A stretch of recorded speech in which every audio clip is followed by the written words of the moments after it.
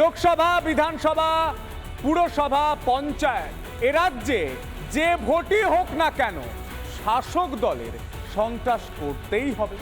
সামান্য সমবায় নির্বাচনকে ঘিরেও দাদা নন্দীগ্রামে একের পর এক ঝামেলার ছবি উঠে আসছে। কেন? কারণ নন্দীগ্রামে সমবায় নির্বাচনেও গেরুয়া ঝড়। 12টির মধ্যে 11টি আসনেই দখল রাখলো বিজেপি। নন্দীগ্রামের হরিপুরে প্রিয়া নগরী সমবায় কৃষি উন্নয়ন সমিতির ভোট ঘিরে সকাল থেকেই উত্তেজনা। ঠিক তেমনই উত্তেজনা ছিল সিঙ্গুর 45 আসনের গোবিন্দপুর কৃষি উন্নয়ন সমিতির ভোটে বামেদের নিশ্চিহ্ন করে সবকটি আসনই নিজের দখলে নিল তৃণমূল। কিন্তু তাতেও ঝামেলা, কিন্তু তাতেও অশান্তি। দেখুন,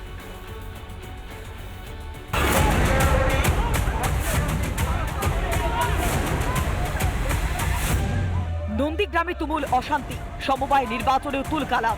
হরিপুরের প্রিয়া নগরী সমবায় কৃষি উন্নয়ন সমিতি লিমিটেডের নির্বাচন হয় রবিবার। 12টির মধ্যে 11টি আসনে জয়লাভ করে বিজেপি সমর্থিত প্রার্থীরা। ভোটের পরে তৃণমূল ও বিজেপির খণ্ডযুদ্ধ বাধে। বিজেপির এক সমর্থকের গ্রেপ্তারি ঘিরে উত্তপ্ত হয়ে ওঠে গোটা এলাকা।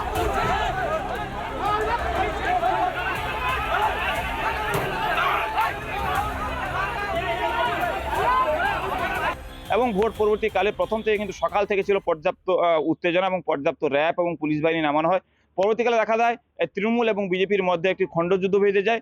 সেখানে এক বিজেপি কর্মীকে গ্রেপ্তার করলে তখন বিজেপি অন্যান্য সমর্থকরা তারা কিন্তু ক্ষেপে যান। বিজেপির বিরুদ্ধে এলাকায় উত্তেজনা ছড়ানোর অভিযোগ তৃণমূলের। এই সমবায় সমিতিতে প্রান্তিক একেবারে সাধারণ মানুষ তারা আর্থিক লেনদেন করে। সমস্ত সমবায়ীরা তাদের প্রতিনিধি হিসাবে কাকে পাঠাবে তারই নির্বাচন। এই নির্বাচনকে সামনে রেখে একটা রণংদেহী মেজাজ এই হরিপুর অঞ্চলে আজকে তৈরি করা হবে। পুলিশকে ঘিরে বিক্ষোভ দেখাতে থাকেন বিজেপির কর্মীরা। বাধ্য হয়ে ধৃত বিজেপি কর্মীকে ছেড়ে দেয় পুলিশ।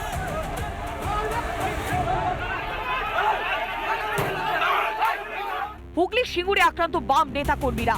নসিপুর গ্রাম পঞ্চায়েতের গোবিন্দপুর সমবায় কৃষি উন্নয়ন সমিতি লিমিটেডের নির্বাচনে আসন সংখ্যা মোট 45টি।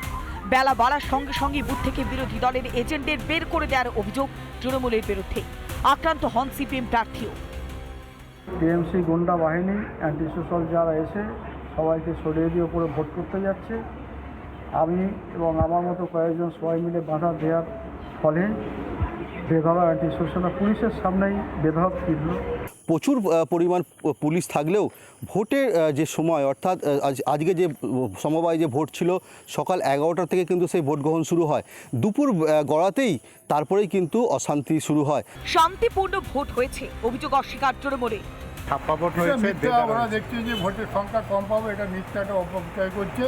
তার কারণ আমি তো লাইনে দাঁড়িয়েই তো ভোট দিলাম, আধ ঘন্টার উপর লাইনে দাঁড়িয়ে ভোট দিলাম। এখানে তো পিসফুলি ভোট হচ্ছে, এখানে দেখছি না যে কোনো অঘটন ঘটেছে বা হচ্ছে। 35 বছর পর বামেদের হাতছাড়া হলো গোবিন্দপুর সমবায় কৃষি উন্নয়ন সমিতি লিমিটেড। 45টি আসনেই জয়লাভ তৃণমূলের। লোকসভা নির্বাচন হয়ে গেলেও থামছে না সন্ত্রাস। অশান্তির সাক্ষী রইল সমবায় নির্বাচন।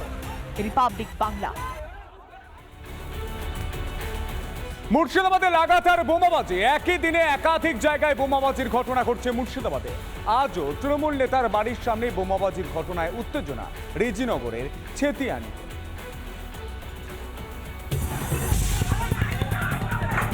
ভোটের ফল প্রকাশের পর থেকেই মুর্শিদাবাদের জায়গায় জায়গায় চলছে বোমাবাজি। পরপর 5 দিনে বোমাবাজির ঘটনা মুর্শিদাবাদের কোনায় কোনায়। ছেতিয়ানি 34 নম্বর জাতীয় সড়কের ওপর বোমাবাজি। তৃণমূল নেতার বাড়ির সামনে বোমাবাজির অভিযোগ দুষ্কৃতীদের বিরুদ্ধে। দেখি মানে বিকট একটা শব্দ, তারপর দেখি যে এখানে পৌঁছায়, আমরা ধোঁয়া ওড়ে, তারপর দেখি এখানে বোম চার্জ করা হয়েছে। ঠিক আছে, তো আমার বক্তব্য এটাই, এটা কারা করেছে? এটা একটা রাজনৈতিক হিংসা। এই যে দিনের বেলা এখানে বাচ্চারা খেলাধুলা করে, আজকে যদি ইন কেস কোনো একটা বাচ্চা যদি খামো যেত তাদের কে নিত? দাদপুর পঞ্চায়েতের যিনি মেম্বার রয়েছেন তৃণমূলের আজিরুল শেখ, তার বাড়ি লক্ষ্য করে কিন্তু এই এলোপাথারি বোমাবাজি করা হয়েছে। মুড়ি মুড়কির মতো সেই জায়গাতে বোমাবাজি হয়, এমনই কিন্তু অভিযোগ করছেন স্থানীয় বাসিন্দারা। বেশ কিছু দুষ্কৃতী সেখানে এসে এই বোমাবাজি করে আবার তারা সেখান থেকে কার্যত পালিয়ে যায়। কিন্তু তারা কারা, সেই প্রশ্নের উত্তর খোঁজার চেষ্টা করছে রেজিনগর থানার পুলিশ। মহালদার পাড়ায় গ্রাম্য বিবাদের জেরে শনিবার সকাল থেকেই উত্তপ্ত হয়ে ওঠে পরিস্থিতি। দফায় দফায় চলে বোমাবাজি। বর্ষিমূল দয়ারামপুর পঞ্চায়েতের নবাব জায়গির এলাকায় গ্রাম্য বিবাদকে কেন্দ্র করে ব্যাপক বোমাবাজি। শুক্রবার রাতের বোমাবাজিতে জখম হন দুজন। ঘনশ্যামপুর এলাকায় বোমাবাজির অভিযোগ, পারিবারিক বিবাদের জেরে হামলা চলে বলে অভিযোগ। বুধবার শক্তিপুরের কাজীপাড়ায় ব্যাপক বোমাবাজির অভিযোগ ওঠে। গ্রামের দুই পক্ষের বচসা থেকে বোমাবাজির অভিযোগ ওঠে। রাজনৈতিক কোন্দল হোক বা গ্রাম্য বিবাদ, মুর্শিদাবাদে কথায় কথায় বোমাবাজির ছবি ধরা পড়ছে। কোথায় প্রশাসনের নজরদারি? এত বোমাই বা মজুত হচ্ছে কিভাবে? ইন্দ্রাশিস বাগচি ও সৌমিত্র দাসের রিপোর্ট, রিপাবলিক বাংলা। মুর্শিদাবাদে লাগাতার বোমাবাজি, একই দিনে একাধিক জায়গায় বোমাবাজির ঘটনা ঘটছে মুর্শিদাবাদে। আজও তৃণমূল নেতার বাড়ির সামনে বোমাবাজির ঘটনায় উত্তেজনা রেজিনগরের ছেতিয়ানি।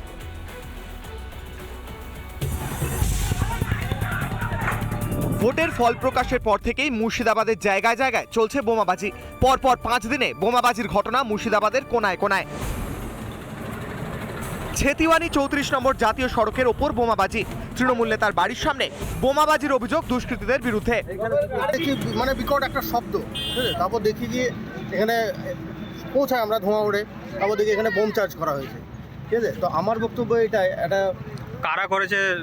এটা একটা রাজনৈতিক হিংসা। এই যে দিনের বেলা এখানে বাচ্চারা খেলাধুলা করে, আজকে যদি ইনকেস কোনো একটা বাচ্চা যদি খামো যেত, তাদের কে নিত? দাদপুর পঞ্চায়েতের যিনি মেম্বার রয়েছেন তৃণমূলের আজিরুল শেখ, তার বাড়ি লক্ষ্য করে কিন্তু এই এলোপাথারি বোমাবাজি করা হয়েছে। মুড়ি মুড়কির মতো সেই জায়গাতে বোমাবাজি হয়, এমনই কিন্তু অভিযোগ করছেন স্থানীয় বাসিন্দারা। বেশ কিছু দুষ্কৃতী সেখানে এসে এই বোমাবাজি করে আবার তারা সেখান থেকে কার্যত পালিয়ে যায়। কিন্তু তারা কারা, সেই প্রশ্নের উত্তর খোঁজার চেষ্টা করছে রেজিনগর থানার পুলিশ। মহালদার পাড়ায় গ্রাম্য বিবাদের জেরে শনিবার সকাল থেকেই উত্তপ্ত হয়ে ওঠে পরিস্থিতি। দফায় দফায় চলে বোমাবাজি। বর্ষিমূল দয়ারামপুর পঞ্চায়েতের নবাব জায়গির এলাকায় গ্রাম্য বিবাদকে কেন্দ্র করে ব্যাপক বোমাবাজি।